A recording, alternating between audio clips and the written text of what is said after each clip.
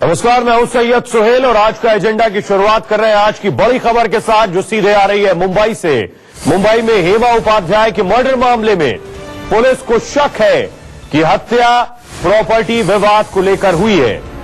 Police अभी artist Hema Upadhyay के पति से पूछताछ कर रही है। हेमा के पति चिंतन उपाध्याय रात भर थाने में ही रहे हैं। पुलिस को अब तक हेमा, उनके वकील की कार और मोबाइल नहीं मिले हैं जिनसे बड़े सुराग मिल सकते हैं। पति चिंतन के अलावा पुलिस उस ट्रक ड्राइवर से भी पूछताछ कर रही है जिसने शवों को नाले में डाला था। ड्राइवर के मुताबिक उसे कहा गया था कि इन डिब्बों में कूड़ा है। आपको बता दें कि शनिवार रात हेमा की और उनके वकील की लाश कांदीवली के एक नाले से मिली थी। कौन है हेमा उपाध्याय का कातिल? कैसे हुआ हेमा उपाध्याय का मर्डर? किसने की हेमा के वकील की हत्या? नाले में किसने फेंके शव? इन सवालों का जवाब मुंबई पुलिस को नहीं मिला है क्योंकि पेज 3 सर्किल में एक्टिव रहने वाली और मशहूर कलाकार हेमा उपाध्याय की हत्या हुए 24 घंटे से ज्यादा का वक्त बीत गया, लेकिन पुलिस के हाथ खाली हैं। पुलिस ना तो अब तक आरोपियों को गिरफ्तार कर पाई है और ना ही हत्या के राज सामने आए। हालांकि पुलिस ने इस मामले में पूछताछ के लिए हेमा के पति रह चुके मशहूर कलाकार चिंतन उपाध्याय समेत कुछ लोगों को हिरासत में जरूर लिया, लेकिन अब तक ये मर्डर मिस्ट्री ही है। मुंबई क्राइम ब्रांच के बाहर की ये तस्वीरें चिंतन उपाध्याय से पूछताछ के दौरान की हैं, जहां देर रात तक पुलिस की टीम ने चिंतन उपाध्याय से पूछताछ की। आर्टिस्ट हेमा उपाध्याय और advocate Harish Bambani murder case में चिंतन उपाध्याय से रविवार की दोपहर से लेकर देर रात तक पूछताछ की गई और उन्हें क्राइम ब्रांच की कस्टडी में रखा गया है। आज सुबह से फिर चिंतन उपाध्याय से पूछताछ होगी और उसमें ये निष्कर्ष निकाला जाएगा 2013 से लेकर इन दरमियान ऐसा क्या हुआ कि हेमा उपाध्याय और उनके एडवोकेट हरीश बंबानी की अचानक हत्या हो गई।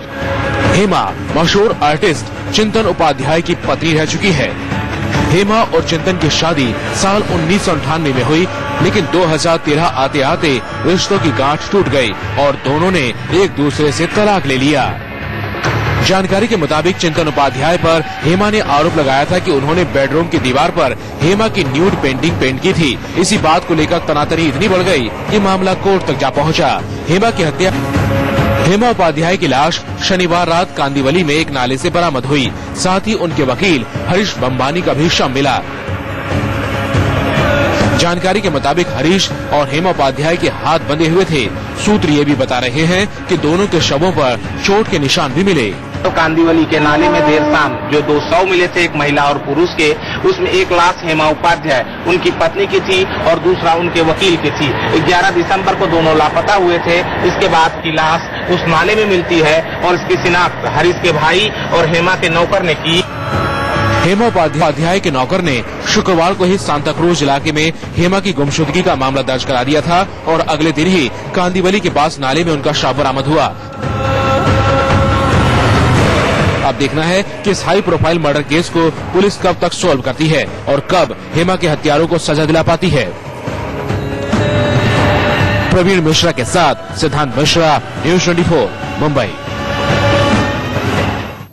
हमारे सहयोगी दीपक दुबे इस पूरी घटना पर नजर बनाए हुए हैं, हमारे साथ सीधे मुंबई से जुड़ रहे हैं। दीपक, अब तक के इन्वेस्टिगेशन में पुलिस को क्या कुछ जानकारी मिली है?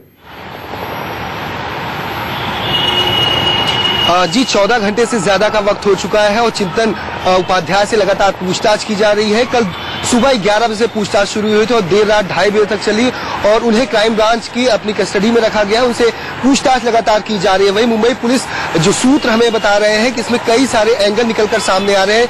सबसे जो पहला एंगल है उसमें है प्रॉपर्टी एंगल है, जो चारकोप और माटुंगा की प्रॉपर्टी है, उसको लेकर काफी विवाद था। उसको लेकर इस हत्याकांड को अंजाम दिया जा सकता है, जिसको लेकर कॉन्ट्रैक्ट किलर का सहारा लिया गया था, जो हमारे सूत्र बता रहे हैं। ऐसे में मुंबई पुलिस लगातार अपनी टीमें अलग अलग जगहों पर बिछाई है और महाराष्ट्र और मुंबई से बाहर भी टीमें भेजी गई है, यूपी टीमें भेजी गई है कॉन्ट्रैक्ट किलर की तलाश के लिए।